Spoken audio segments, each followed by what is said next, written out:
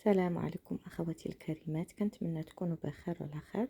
اليوم بغيت نشارك معكم عراضه وجدت فيها سلطه وطبق رئيسي ودسر. هنايا غنوجد خبز اللحم المفروم. عندي نص كيلو ديال اللحم مفروم، بصله محكوكه رقيق، ومعلقه كبيره ديال المطارد. بالنسبه للتوابل: ملح، سكنجبير، ملعقه صغيره ديال الثوم بودره، ملعقه صغيره ديال تحميره فيمي، وقليل من الزعتر، وشويه ديال السكنجبير كذلك. وعندي 3 ديال البيضات اللي غنخلطهم مزيان مزيان حتى يولي عندنا الخليط متجانس كيف ما كتشوفوا معايا. هنايا غنبدا نخلط المكونات، وضفت هنايا واحد تقريبا كميه واحد زلافه صغيره ديال الشابلور، وغادي نبدا نخلط. صافي هنا اخواتي، من بعد ما خلطت المكونات مزيان غادي نضيف واحد نص ساشي ديال ليفور شيميك او خميره الحلوه، غير باش يخفف من هذاك الكفته باش تطلع لينا شي شويه. وهنايا غادي ناخذ مول ديال الكيك اللي فيه بابي كويسون، وغادي نفرغها كامله في هذاك المول. نحاول نقادها مزيان مزيان باش تاخذ لا فورم، باش تجي على شكل كيك او بان دو فياند كما كتشوفوا معايا. صافي هنايا غندخلها الفران، تقريبا غتاخذ واحد نص ساعه حتى لساعه الا ربع ديال الطياب. هنا البنات خديت واحد 100 غرام من لاموس د كانار اولا الباتي د كانار، يعني تقريبا واحد 13 درهم. ضفت عليها قليل من البيغي ديال البطاطا، وغنخلطها مزيان. هذه بغيتها غير باش نزين بها الكيك ديال الكفته ديالنا. كتخلطوهم مزيان مزيان مع بعضياتهم كيف ما كتشوفوا.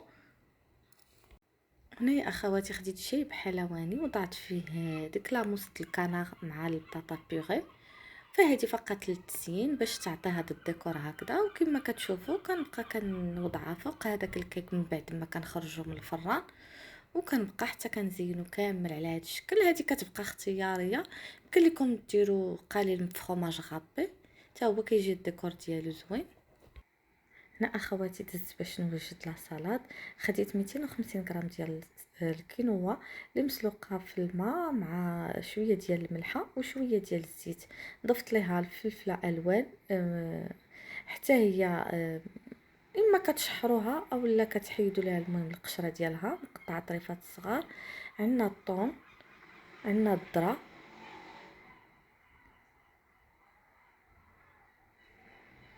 وهنا غنضيف المايونيز تقريبا واحد 3 ديال المعالق كبار ديال المايونيز حتى ل4، قليل من الخل، وشويه ديال الملحه وشويه ديال البصار.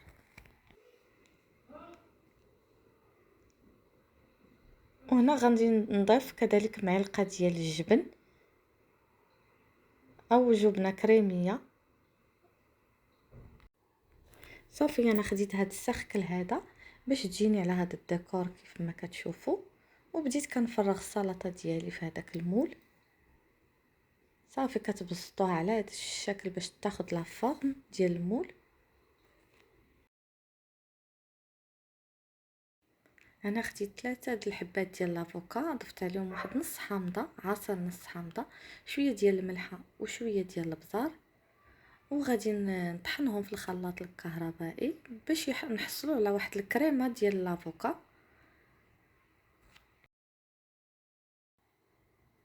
فحاولوا ما امكن تخلطوه مزيان مزيان، يعني طحنوا مزيان باش نحصلوا على واحد الكريمه اللي تكون صافيه. باش هكا غادي نوضعوها ها نتوما كما كتشوفوا اخواتي، كتجي على هذا الشكل هذيك الكريمه ديال الافوكا، وكنوضعوها على السطح ديال السلطه ديالنا باش تعطينا واحد الديكور اللي كيجي زوين.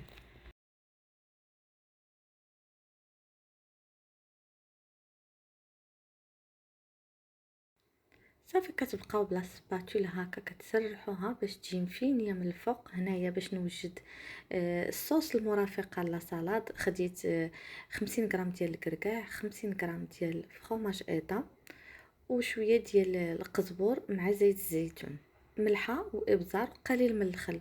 نطحنهم باش نحصل على واحد الفينيغريت اللي غادي نوضعها فوق لا سالاد او شلاضه خضراء. هنايا بديت كنحط لا سالاد ديالي، كيف ما كتشوفوا وضعت كذلك شويه من لي شو روج وشويه من الخيار اللي مقطع على هذا الشكل رقيق.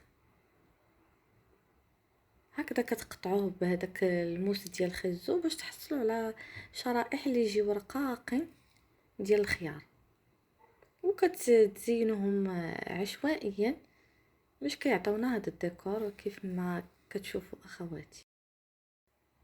هنا بديت كنزين لا سالاد.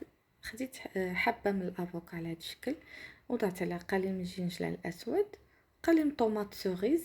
هنا هادو ديكايك صيبتهم مالحين بالفلافل، وهذيك لاصوص اللي وجدت معاكم كترافقوا بها لا سالاد. وجدت كذلك دي كروكات ديال البطاطا كيف ما كتشوفوا. هنايا لاصوص اللي غادي نرافق بها داك البان دو فيوند. عندي شويه ديال الزبده مشحره مع بصيله محكوكه رقيق، ملح وابزار، 2 معالق ديال الموطارد، وواحد 4 المعالق ديال الكريم فريش، واحد كاس كبير ديال الحليب، ومعلقه ديال الدقيق او النشا. هنا وضعت شويه ديال الربيع كيف ما كتشوفوا. هنا وضعت الموطارد. صافي كتخلطوها وتخليوها حتى كتكتف، وهكا كنحصلوا على اون صوص اللي كنرافقوا بها البان دو فيوند ديالنا. هنايا بديت كنزين لي ديسير. صايب دي فيغين بكريم سيترون ودرت فوق منهم لا مورانغ.